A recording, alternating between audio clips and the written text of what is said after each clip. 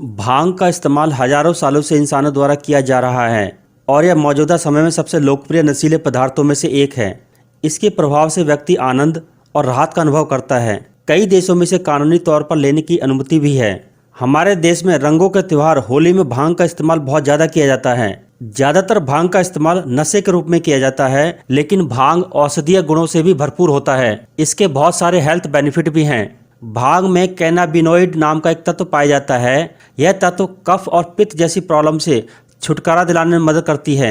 इसके अलावा भांग नींद न आने की समस्या, डाइजेशन को बेहतर बनाने और गले की घरघराहट आदि समस्याओं से निपटने में मदद करता है। लेकिन कहते हैं कि अति किसी भी चीज़ की नुकसानदायक होती है। ऐसा ही कुछ इस भांग के साथ भी होता है। रोज भांग का सेवन करने से नुकसान हो सकता है। यह एक तरह का नशा है, इसीलिए इसकी लत लगने की पूरी संभावना होती है। भांग यानी कैनाबिस इंडिका एक प्रकार का पौधा है जिसकी पत्तियों को पीसकर भांग तैयार की जाती है। भारतवर्ष में भांग के अपने आप पैदा हुए पौधे सभी जगह पाए जाते हैं। भांग विशेषकर उत्तर प्रदेश, बिहार व पश्चिम बंगाल में प्रचुरता से पाया जाता है। भांग के पौधे 3 से 8 फीट ऊंचे होते हैं। भांग के पत्ते एकांतर क्रम में व्यवस्थित होते हैं। भांग को भगवान शंकर पर भी चढ़ाया जाता है। भांग के नर पौधे से पत्तों को सुखाकर भांग तैयार की जाती है।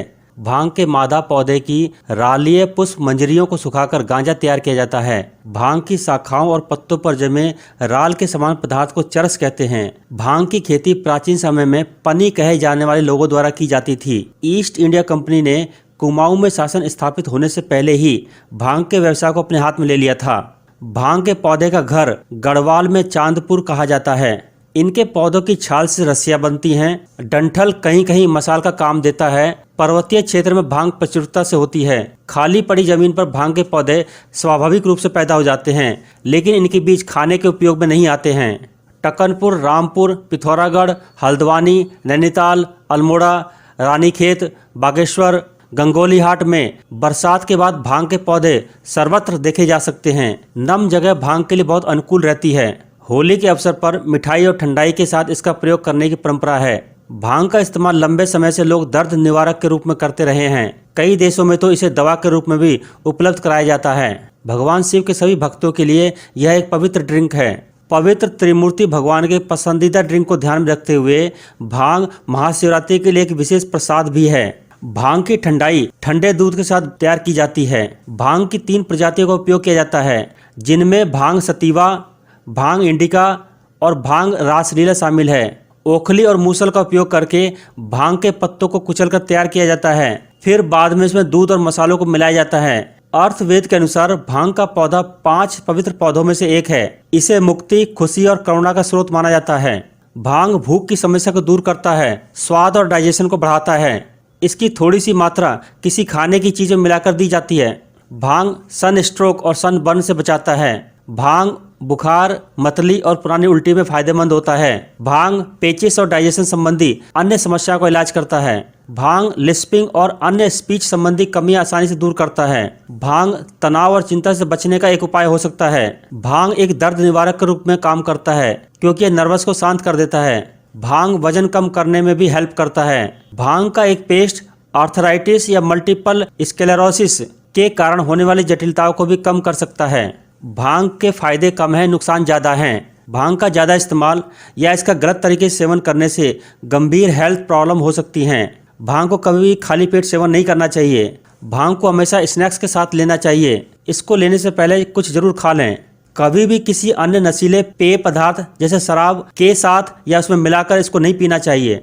अगर आप heart problem, high blood pressure या नर्वस सिस्टम से जुड़ी किसी बीमारी से ग्रस्त हैं, तो आप मजे के लिए भांग का सेवन बिल्कुल ना करें। भांग मनोविकृति का कारण बन सकता है। भांग पुरुषों में इम्यूनिटी, टेस्टोस्टेरोन और शुक्राणुओं की संख्या को कम कर सकता है। भांग में टेट्राहाइड्रोकैनाबिनॉन THC मुख्य साइको एक्टिव यौगिक है। यह एक मानसिक रूप से उत्तेजित करने वाला पदार्थ है। यह दिमाग के इंडोकैनाबिनाइड सिस्टम पर कार्य करता है, जो रिसेप्टर है और भांग में मौजूद रासायनिक पदार्थों के प्रति प्रतिक्रिया करता है। भांग के रिसेप्टर मुख्य रूप से दिमाग के प्रीफ्रंटल और लिम्बिक हिस्से में पाए जाते हैं।